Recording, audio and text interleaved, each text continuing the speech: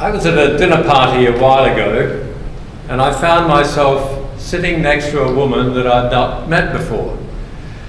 So we went through the usual getting to know you pleasantries. What's your name? Where do you live? What do you do?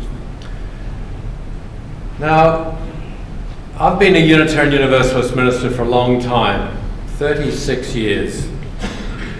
And I like being a minister. I find I'm very grateful that I've done the work that I have chosen to do.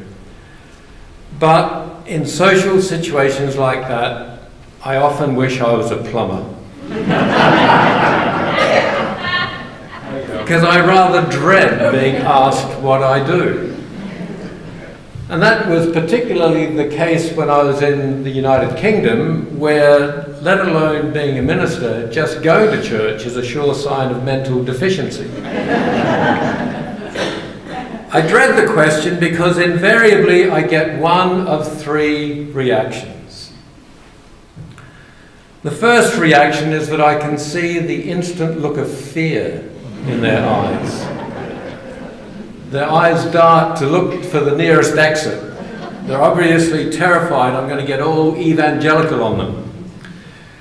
And then for the rest of the evening, they apologize if they happen to say anything even remotely irreverent or goodness, a swear word, because obviously I have such delicate sensibilities. And the second response is that they spend the rest of the evening interrogating me, as if there is no other subject I could possibly be interested in or able to talk about. But the third response is by far the worst. That is when they spend the rest of the evening telling me all the reasons why they don't go to church. Let me assure you, whether or not someone goes to church, any church, is entirely a matter for them. I really don't care. But they seem to feel the need to justify why they don't, with all of the most specious rationalizations you could think of, all of which I've heard 100 times before. Well, this particular woman fell firmly into that third category. She proceeded to tell me at great length about her disdain for church and her reasons for not going. Churches are full of hypocrites, she said. It's not true, by the way. Churches are not full of hypocrites. There's plenty of room for more.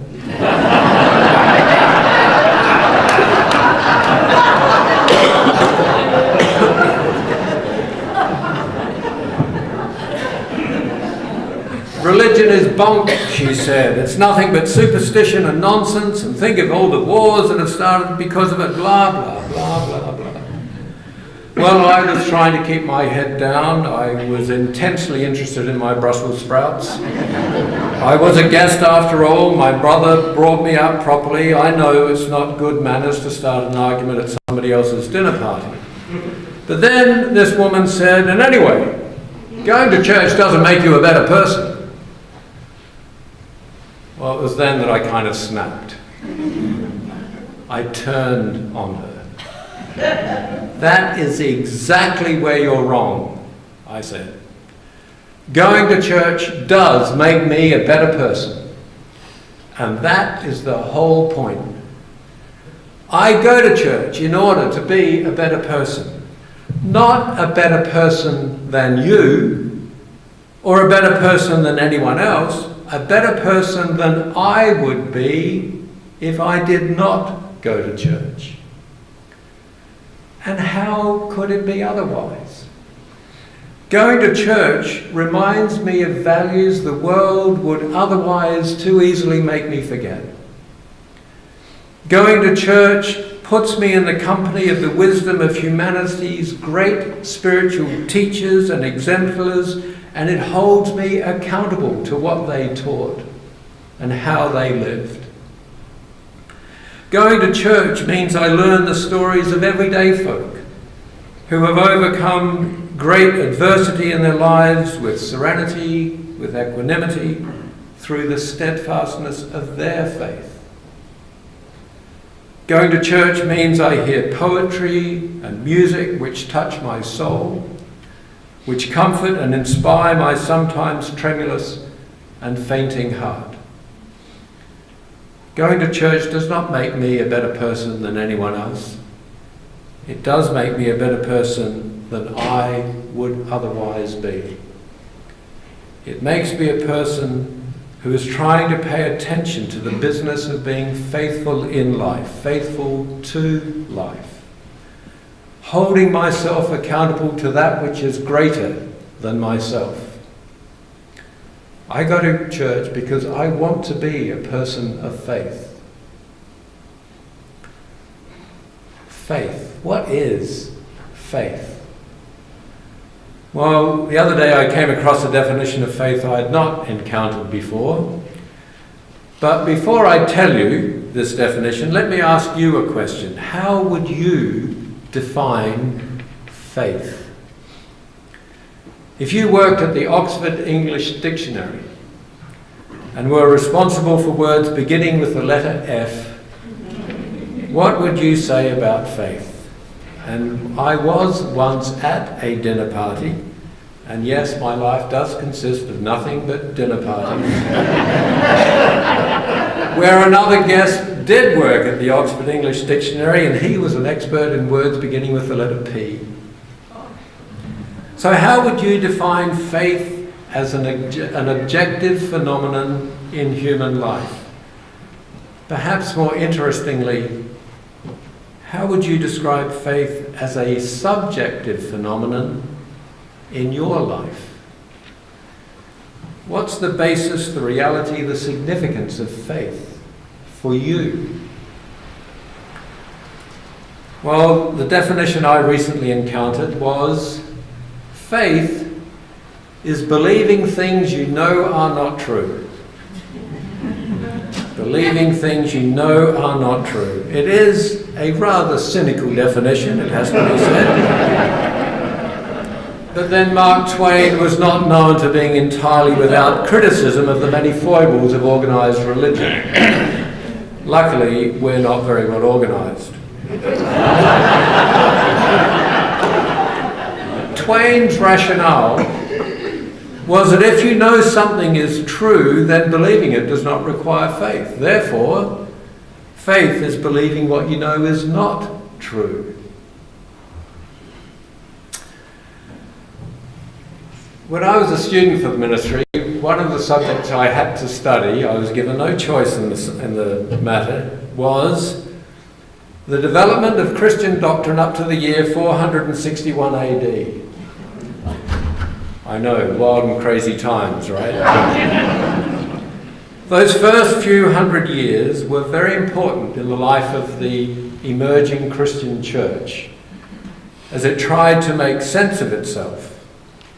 But a terrible thing happened to it.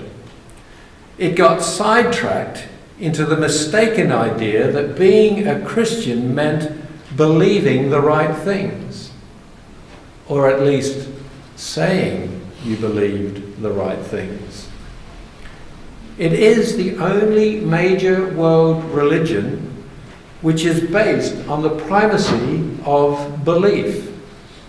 None of the others are. Not Islam, not Judaism, not Hinduism, Buddhism. All of them are about practicing the life of faith.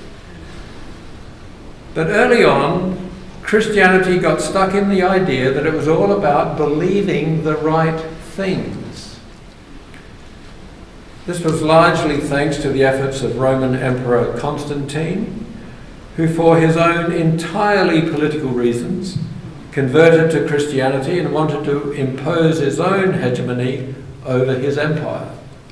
Hence the Council of Nicaea, which came up with the Nicene Creed, recited weekly to this day. Note something very significant about the Nicene Creed. It's all about believing unbelievable things about Jesus.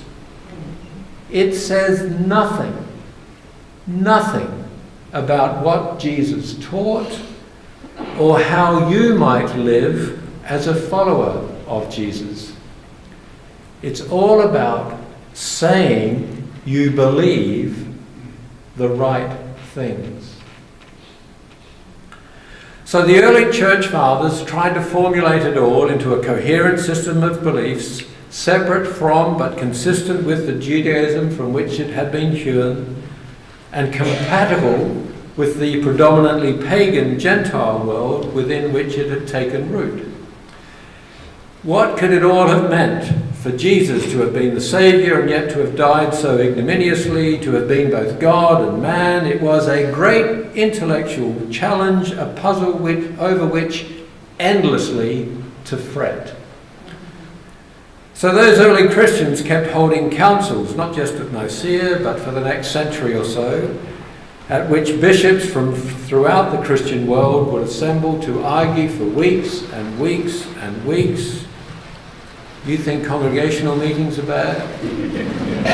About the tiniest detail of doctrine. They would meet in smoky back rooms, they would do deals, they would cajole and threaten, and finally they would hold a vote. And those on the losing side, who did not immediately repent the error of their ways, were then banished, imprisoned, or executed. Leslie tells me she's introducing that here at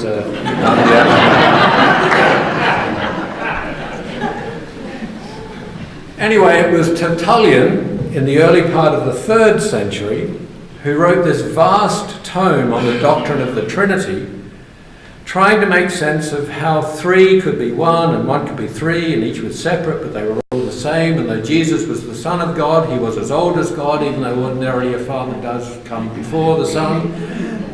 1,000 pages of this stuff going around and around and around. You can see why I got so excited reading it all. It was heady, exciting stuff. Poor old Tertullian got himself into a terrible tangle. The more he tried to explain it, the more of a tangle he got himself into, until finally, in exasperation, he throws up his hands and he writes, "It's absurd. That is why I believe it." I guess some things haven't changed, because when I look critically at some of the details of what some churches expect you to believe, I throw up my hands and exclaim, it is absurd. The difference is, that's why I don't believe it. But for all that some things that some people say they believe as articles of their faith might, in my entirely non-judgmental opinion, be completely unbelievable, having faith itself is not unreasonable. Not only is having faith not unreasonable, having faith is essential. Without faith, all is lost.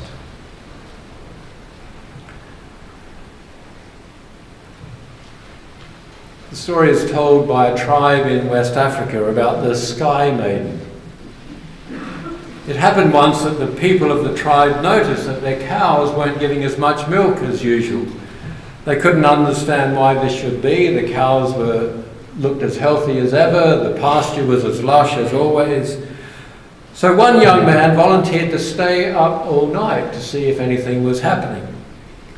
And after several hours of waiting in the darkness, he saw something extraordinary. A maiden of astonishing beauty came down from the sky riding on a moonbeam and carrying a pail. And with her pail she milked the cows one by one, filling her pail, and then she climbed back up the moonbeam, back to the sky. The young man couldn't believe what he had seen, so he lay in wait again the following night, and sure enough, this beautiful maiden came riding down on the moonbeam with her pail. She milked all the cows, and when her pail was full, she rode back up the moonbeam to the sky. The third night he lay in wait again, but this time he set a trap. And when she came down, he sprang the trap and caught her. "Who are you?" he demanded. So she explained that she was a member of a tribe, that she was a sky maiden. Her tribe lived in the sky, and they didn't have any food of their own, and it was her job to come down to earth each night to find food. She pleaded with him to let her go, but he was so enchanted by her great beauty that he demanded that she marry him. "Well, I will marry you," she said, "but first you've got to let me return to the sky. I promise I will return in 3 days' time." He agreed. She rode the moonbeam back into the sky, and true to her word, 3 days later she returned, but carrying a small box. "I will marry you," she said, "but you must promise me you will not look inside this box." Well, they married and they were very happy together, but then inevitably one day she was out, he was overcome with curiosity, and he opened the box. There was nothing in it. And as soon as she returned, she took just one look at him and said to him, "You've opened the box, haven't you?" "Yes, I opened the box," he confessed, "but I don't understand why you forbade me from looking inside an empty box." "I can't be your wife anymore," she said. "Why not? What's so terrible about looking inside an empty box?" And she said, "I'm not leaving you because you looked inside the box. I was pretty sure sooner or later one day you would. I'm leaving you because you said it was empty." It wasn't empty. It was full of sky. When I went home for that last time, I filled the box with everything that was most precious to me, to remind me of where I came. The box contained the light, the air, the smells of my home in the sky. How can I live with you when everything that is most precious to me is mere emptiness to you? Having faith is not about what you believe. Having faith is fundamentally about how you see the world. Is the world mere emptiness in spite of all there is of beauty and charm and miracle, wonder, delight? Or is the world precious in spite of all there is of pain and anguish, bitterness, ugliness? Having faith is ultimately how you see the world. For the past 2 months, most of us have been having our faith severely challenged. Our faith in the wisdom and discernment of many of our fellow citizens, our faith in the reliability and durability of this country's democratic traditions and institutions, indeed, even our faith in the future. These have not been easy times. They threaten to get even worse. How do we retain our common faith in spite of all there is of pain and anguish, bitterness and ugliness, faithful in the midst of what feels like very justifiable fear?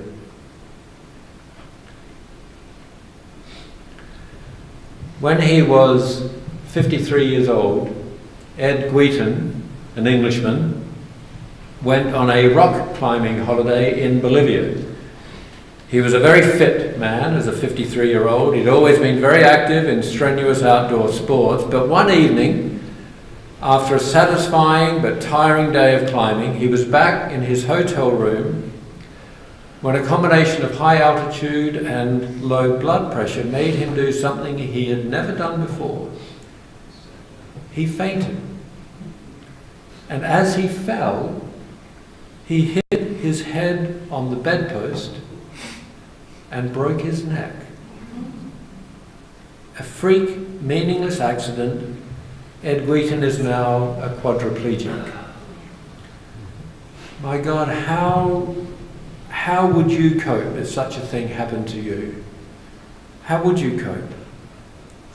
The fact is, every single one of us, all of the time, is just 1 second away from the possibility that our safe, predictable, contented lives will be wrenched irredeemably from us and twisted into some unimaginable new shape. How would you cope? How would you adjust to the way you see the world so that you could continue to live in it, so that the world had become not mere emptiness, but remained full of things precious to you? In an essay about his experience, Ed Wheaton writes this: "There is still immense pain and frustration, but I am heartened, if by nothing else, than by a change of direction in my dreams. There is one recurring dream in which I've got 2 walking sticks and I'm hobbling painfully down the road, jerking about a bit, and people are walking past and I can hear them muttering, 'Poor old sod.' And I'm saying, 'No, you don't realise this is me getting better.' Being a person of faith ultimately is knowing that in spite of everything that might appear as evidence to the contrary, in spite of the feeling sometimes that we are strangers and pilgrims in an inhospitable land, in spite of whatever misfortune or malady or malice might befall us, in spite of it all, life is good, life is precious, it does make sense, it is worthwhile, and though we might not know what it is, there is meaning and purpose to it. Sometimes people construct elaborate theologies and observe strict rituals and write endless tomes to remind and reassure themselves of that basic article of faith. And sometimes people just feel it in their bones. There's the story of the Jews, prisoners in one of the Nazi horror camps. And one day they decided to put God on trial for allowing the terrible suffering that was all around them. One was the prosecutor, the other counsel for the defence, the rest the jury. And after each side had put their case in this mock trial, the jury decided the case for the prosecution was overwhelming. There was no God, and if there was, such a God was not worthy of their worship. And just as they delivered their verdict, one of them noticed that the sun was setting. "Look," he said, "the sun is setting. It's the start of the Sabbath." And together they all turned and prayed. Having faith is what enables you, in spite of everything, still to turn to your God and pray. It is the way you see the world. And coming to church is a way of being reminded that there is this way to see the world. It is to be in the company of all who have seen the world and everything in it as wondrous and holy, and have centered their lives on that vision, a vision that sustains them through whatever might have been their fortune or otherwise. And if there are people out there who look in at us and say in their condescending way, "Poor deluded sods," we can reply, "No, don't you see?